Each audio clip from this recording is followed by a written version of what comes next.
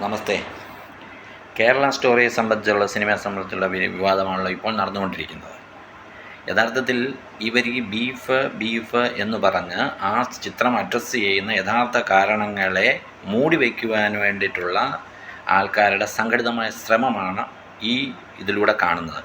നമ്മുടെ മലയാളികളെല്ലാവരും ബീഫ്, ഏകദേശം 90% ആൾക്കാരും ബീഫ് കഴിക്കുന്നവരാണ്. അപ്പോൾ പിന്നെ ഇവർ ഈ DYFIക്കാരും മറ്റുള്ളവരുമൊക്കെ ഇവിടെ ചിത്രം പ്രദർശിപ്പിക്കാൻ ഉദ്ദേശിക്കുന്ന തിയേറ്ററുകളുടെ മുന്നിൽ പിന്നെ ബീഫ് ഫെസ്റ്റ് നടത്തുമെന്നൊക്കെ പറഞ്ഞാൽ എന്ത് കാര്യമാണുള്ളത്? ഇപ്പോൾ അങ്ങനെ ഒരു ഇവരെന്നാണെന്ന് നേരത്തെ പറഞ്ഞാൽ ആ ബീഫും കഴിച്ചിട്ട് നമുക്ക് സിനിമ കാണാൻ വേണ്ടിയിട്ട് കയറാമായിരുന്നു. ഇവർ യഥാർത്ഥത്തിൽ ചെയ്യേണ്ടത് എന്താണ്?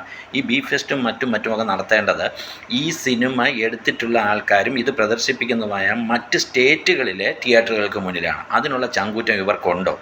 ഇവരെന്താണ് ഈ കാണിക്കുന്നത്? ഞങ്ങൾക്ക് മനസ്സിലാകുന്നില്ല. എന്താണ് ഇവർ ഉദ്ദേശിക്കുന്നത്? അതുപോലും ആർക്കും അറിയില്ല. ഇതൊരു അജണ്ടയുടെ ഭാഗമാണ്. കേരള സ്റ്റോറി ഒരു അജണ്ടയുടെ ഭാഗമാണെങ്കിൽ പോലും ഈ പറയുന്ന കേരളത്തിൽ ഇവർ നടത്തുന്ന പിന്നെ DYFIയും ഉൾപ്പെടെ ഇടത് സംഘടനകളും മുസ്ലിം സംഘടന എല്ലാം ഒന്നും പറയുന്നില്ല. സിനിമ നമുക്കിവിടെ ആവിഷ്കാര സ്വാതന്ത്ര്യം ഉള്ളതാണ്. ഏത് സിനിമയും നമുക്കിവിടെ കാണിക്കാം.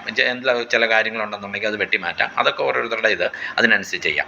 പക്ഷേ ഇപ്പോൾ ഈ നടക്കുന്നത് തീർച്ചയായിട്ടും ഇത് തന്നെയാണ്. ഇതൊരു അജണ്ടയുടെ ഭാഗമാണ്. ആ സിനിമ അഡ്രസ്സ് ചെയ്യുന്ന മറ്റ് കാര്യങ്ങളെ ഹൈഡ് ചെയ്യുകയും അത് ഡിസ്കസ് ചെയ്യാതിരിക്കാനും വേണ്ടിയിട്ടുള്ള കാര്യങ്ങളാണ് ഇപ്പം നടന്നുകൊണ്ടിരിക്കുന്നത് എന്നുള്ളതിന് നിസ്തർക്കമാണ്. അതിനൊരു തർക്കവുമില്ല.